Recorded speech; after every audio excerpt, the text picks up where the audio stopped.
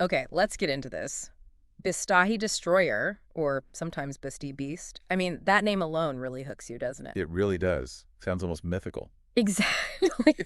But it's actually the nickname for a very real and I think equally fascinating dinosaur. Bistahieversor. And that's our focus today. Yep, we're doing a deep dive. We've gone through the scientific papers on its discovery, what it looks like, where it fits in the grand scheme of things. The mission really is to unpack what makes Bistahieversor stand out. Right, and what its existence tells us about, well, the whole Tyrannosaur family story. And just to place it in time, we're looking at the late Cretaceous, Mm-hmm. specifically about 75.5 to 74.5 million years ago. That's the Campanian age. And the fossils cover that whole million-year span. That's pretty incredible. It is. It gives us a really nice window into that specific time. So how did we even find this Bisti Beast? It wasn't just like one discovery, was it? No, not at all. It unfolded over time. Hmm. The first pieces, a partial skull and skeleton, were described back in 1990. But initially, they thought it was a different dinosaur, Oblisodon. Ah, right. Common mistake back then. Well, identification can be tricky with partial remains. Then, in 92, some juvenile bones turned up. A younger one. Exactly. But the really big find, the game changer, was in 1998. That was the Bisti Beast itself. That was it. A complete skull, a good chunk of the skeleton, found in the Bisti De-Na-Zin wilderness area in New Mexico. That's what really earned it the nickname. It's interesting how it was misidentified at first. It really shows how science, evolves. It absolutely does. It's a process.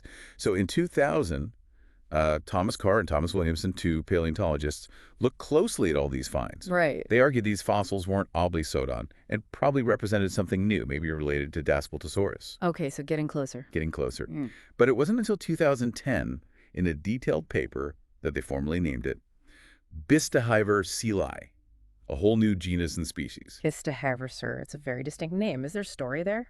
Oh, definitely. Bistahi comes from the Navajo name for that wilderness area where the best fossil was found. Ah, the place of the adobe formations. Precisely. And Eversor.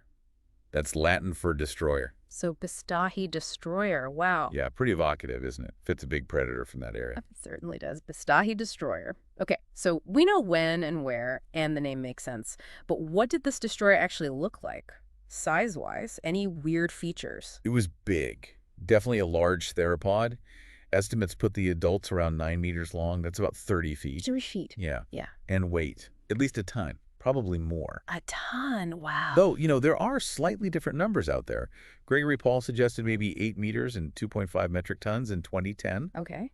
And then Melina Perez and Laramendi in 2016 went with the 9 meters but pushed the weight up to 3.3 metric tons. So bottom line, hefty. A seriously big animal. Absolutely. A major predator. Something you wouldn't want to bump into. Did it have any unique characteristics that set it apart from, say, T-Rex or Albertosaurus? It did. Yeah. Several things. For one, it had a lot of teeth. Oh. 64 teeth in total, which is actually more than some of the later, more famous tyrannosaurs. Huh. Interesting. What else? Its skull was pretty interesting, too. It had a deep snout. Now, we used to think that was mainly a feature of the really derived tyrannosaurs like T-Rex. Right. But finding it in Bistahieversor suggests maybe that deep snout evolved more than once. Independently, okay. Exactly. And it had this extra opening in the skull just above the eye. An extra hole. What for? The thinking is it probably held an air sac. Like, to make the skull lighter? That seems to be the idea. Lighten the load, maybe help with shock absorption. Pretty clever evolutionary trick. That is clever. And one more thing, it had this bony ridge like a keel along the bottom of its lower jaw. A keel. For strength. Probably. Mm-hmm. Extra reinforcement for that powerful bite.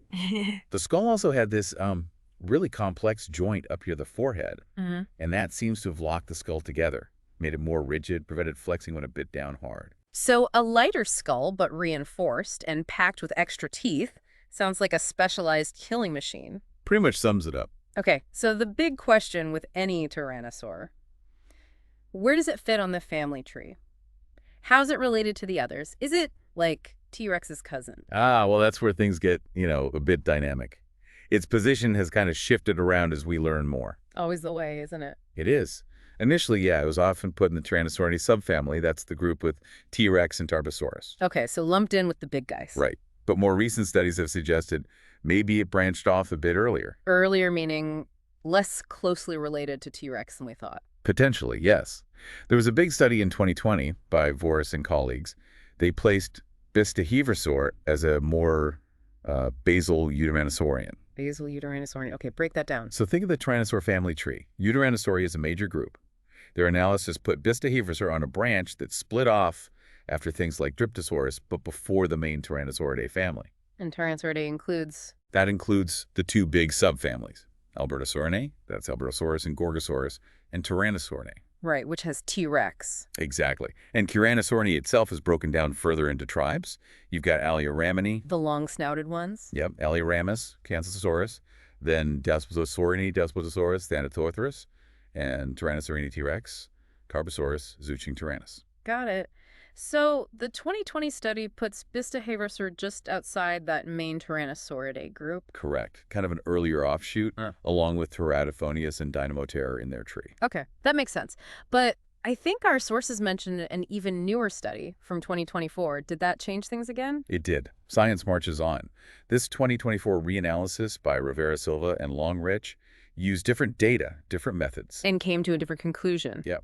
They actually put Bistahieversor back inside Tyrannosauridae. Oh, really? Back with the T-Rex group? Well, sort of. They proposed a new group within Tyrannosauridae called Teratophonini. Teratophonini, okay. And they grouped Bistahieversor in there, along with Teratophonius, Dynamoptera, another one called Labocania, and a couple of unnamed finds. So a different grouping within Tyrannosauridae. Does this suggest maybe a connection between these particular dinosaurs? It could, yeah. Perhaps a distinct evolutionary line, maybe geographically influenced. Their 2024 tree also has the other groups like Alioramini. Which they put Nanotyrannus in.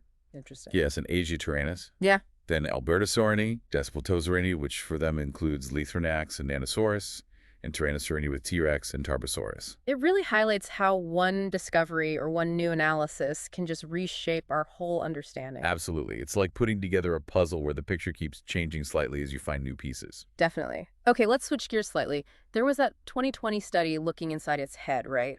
The endocranial morphology, the brain case shape. What did that tell us about how it lived? That's where we get clues about its senses, its behaviors, fascinating stuff. Yeah. The study found that Bistahieversor had pretty large olfactory bulbs. The smell centers in the brain. Exactly. Big olfactory bulbs usually mean a really good sense of smell. So it could sniff out prey or maybe carcasses from far away. Very likely. Smell was probably super important for finding food. Makes sense for a predator. What else? They also looked at the inner ear structures, the semicircular canals. The balance. Balance, yeah, and coordinating head and eye movements. Yeah. In Bistahieversor, these canals were elongated. And that means? It suggests it's probably quite agile for its size. And it implies sophisticated gaze stabilization. Gaze stabilization, like keeping its eyes locked on target, even while moving its head quickly. Precisely. Think about chasing prey. You need to keep your eyes focused. This suggests Bistahieversor was good at that, a big advantage for a hunter. Wow. So agile, good sense of smell. What about vision? Well, the study did find evidence for binocular vision. Meaning its eyes faced forward enough to have overlapping fields of view. Right, which gives you depth perception. Better than more primitive predators, probably. Crucial for judging distance when attacking. Okay, good depth perception. Interestingly, the optic lobes, the vision processing parts of the brain, looked relatively small. Oh. So maybe vision wasn't its strongest suit. Well, the researchers were careful about that. They noted that brain region size isn't always a perfect indicator of how good the vision actually was. So maybe not poor vision, just perhaps smell and agility were more dominant. Gotcha. So overall, a hunter with a great nose, good agility, stable gaze, and decent depth perception. Sounds pretty formidable. Definitely a well-equipped predator. The sources also touched on geographical isolation. How might the landscape have played a role here? Yeah, this is a really interesting idea. During the late Cretaceous, the Rocky Mountains were forming. Right, the Laramide orogeny. Exactly. And that rising mountain range could have acted like a massive barrier, Splitting north from south. potentially isolating populations. The theory is that this might have separated Bistahieversor and its relatives in the south from the tyrannosaurs developing up north. And that isolation would drive evolution in different directions. That's the idea. It could explain why Bistahieversor has this unique mix of features we see. Geology shaping biology. Amazing. Okay, so let's try to wrap this up. What are the main things we should take away about the Bisti Beast? Well, first, it was a major predator in its ecosystem. Unique features like the extra teeth, the skull opening. Second, its exact spot on the family tree is still being debated, which is cool. It shows science in action. Right, the 2020 versus 2024 studies show that. Exactly. And third, the brain case studies give us these incredible glimpses into its senses. Keen smell, agility, good gaze control, binocular vision. It paints a picture of a very capable hunter. And I think for anyone listening, the Bistahiever story is a great reminder that Tyrannosaur evolution wasn't just a straight line to T-Rex. Not at all. There was all this diversity, different groups adapting in different ways, possibly even influenced by huge geological events like mountains rising. It really drives home how dynamic these ancient ecosystems were, constantly changing. So, thinking about that mix of features in Bistahieversor, some seemingly older, some more advanced, it just makes you wonder, doesn't it?